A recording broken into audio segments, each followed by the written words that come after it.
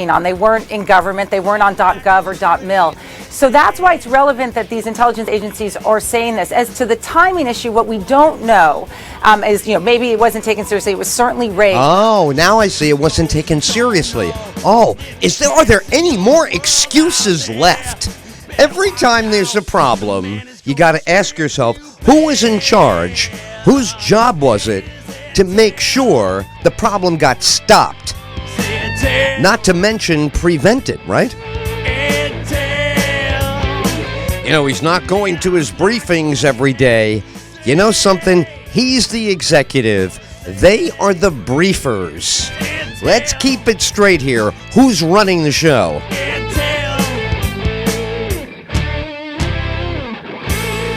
So I'm watching around the weekend, and they're like, why aren't more people upset about what they think happened in this election? Look, you want to make a charge that says the election was tampered with. You want to make a charge that you know who is doing the tampering. Get your ducks in a row. But this is the second time that the CIA leader has tried this now, the director of the CIA.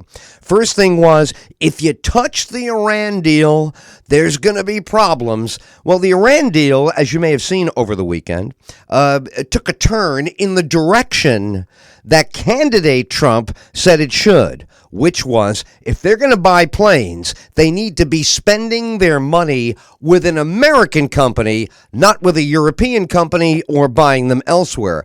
And what was announced over the weekend? Iran is using the money to buy new planes, to buy them from whom? The United States company, Boeing. So let's keep our eye on the ball. Number two, if there were such certainty among members of the CIA about the hacking of the U.S. election, why is it not clear to the FBI? Two intelligence agencies. Well, the FBI is in charge of intelligence here, law-breaking here in the United States. If there was tampering in the election, that would be a crime on our soil. So who would you look to verify that, in fact, this happened? You'd look to the FBI, the same FBI that looked into Hillary Clinton. So let's keep our eye on the ball. The CIA, unfortunately, and this is, I don't think, anything new in American history, the CIA has become politicized. The CIA is not crazy about the president-elect. Too bad is that answer. Number two, you don't go public with things that you're not sure of.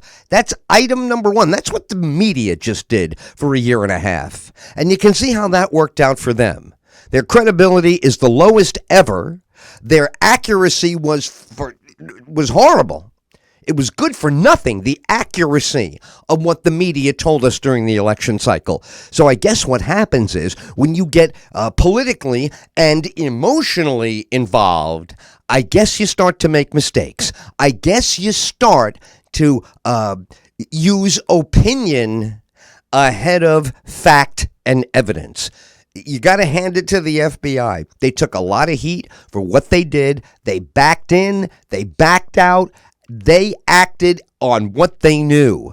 The CIA is planting these ideas, these theories, and then it's transparent that they don't know. We also heard an update this morning that the hacking that was done during this election cycle does not have definable fingerprints, that is cyber fingerprints on it. They're not sure. They're using deductive reasoning, which is great if you're investigating. But if you're publishing your results, you don't want to start with, it must be, or we're pretty sure it is, or we're convinced, or we believe. Those are not the appropriate terms for an announcement. That means it's still a work in progress. So let's get the important issue out on the table. We have an executive now who is about to take office in January, who, whether you like him or not, he's definitive. He is used to, in business, you say what you got, and if you don't got it, you talk about something else. This is a welcome change. This atmosphere of bureaucratic opining, I like that word, using opinion to sway the public's impression of what's going on is unethical at the least. So, what do we know? We know we don't know who hacked the U.S. election process. If you want to look at the source of the email publishings that were done during the election cycle, that is WikiLeaks, WikiLeaks is saying openly, without any question, this was not something they hacked. This was something that was leaked. A leak is someone inside a system taking confidential information and giving it to a media source like WikiLeaks or the Washington Post or the New York Post or the LA Times. That's what leaking is. Now, is leaking against the law? Many cases it is. Have people ever gone to jail for leaking? You bet they have. Will reporters always accept a leak? Absolutely not. They're looking for the credibility of the leak. So this is leaked information. Now, if it was leaked by the Russians, the people receiving the leaks would know that. But we know from paying careful attention that the leaks throughout the election cycle were indeed from that website entitled WikiLeaks. So let's keep it straight. We got plenty to talk about here. Secretary of State, possibly the CEO of ExxonMobil. I can tell you this has people shaking in their boots in every sector of the liberal crowd. They're just going nuts about it. But the good news is that people who have made deals with foreign countries for their companies, like ExxonMobil, they have been down this road before. Hostile, sometimes the country not crazy about us, not crazy about American business. But if you're able to succeed with a deal, a give and take with mutual benefit, that is in fact a skill. Being friends is such a ridiculous term. It is used figuratively. You have no friends in business. You have no friends in international relations. What you have are mutual self-interest. So to run around and go, well, this guy's a friend of Vladimir Putin is an ignorant and immature thing to say. Yeah, they shake hands. Yeah, they give each other pats on the back. It's all about what they accomplish. And plenty has been accomplished by ExxonMobil's CEO, Rex Tillerson. Not to mention, the guy is a genius for what he's done with that company. And that's also public record. His improvement of how they operate, where they operate, and obviously how profitable they are. Those are all skills that the American people deserve to finally have on their side.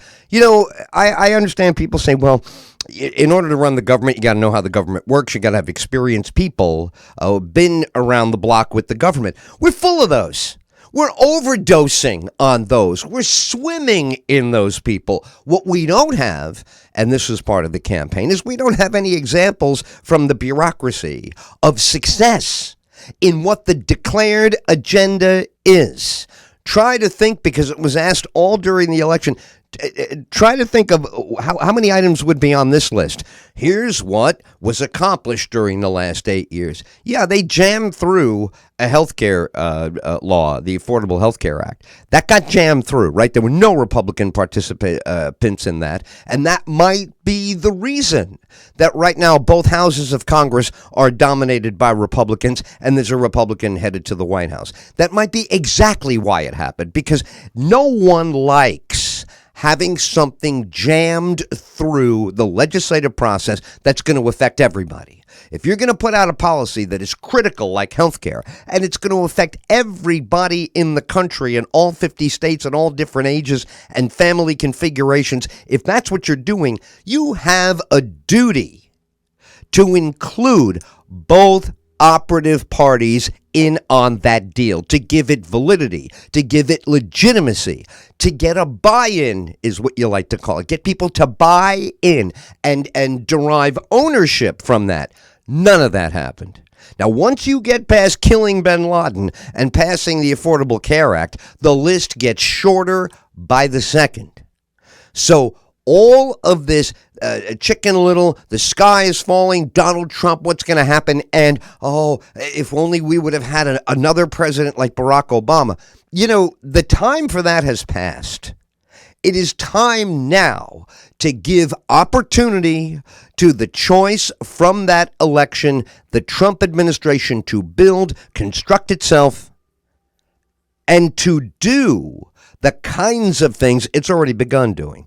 The jobs that were saved at Carrier, first it was more than 1,000, now it's less than 1,000.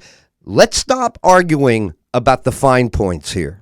The people whose jobs are saved in Indiana from the deal made by Trump and Carrier Air Conditioning, which is really United Technologies, the people who had their jobs saved, they're the ones that matter. The saving of jobs, not the numbers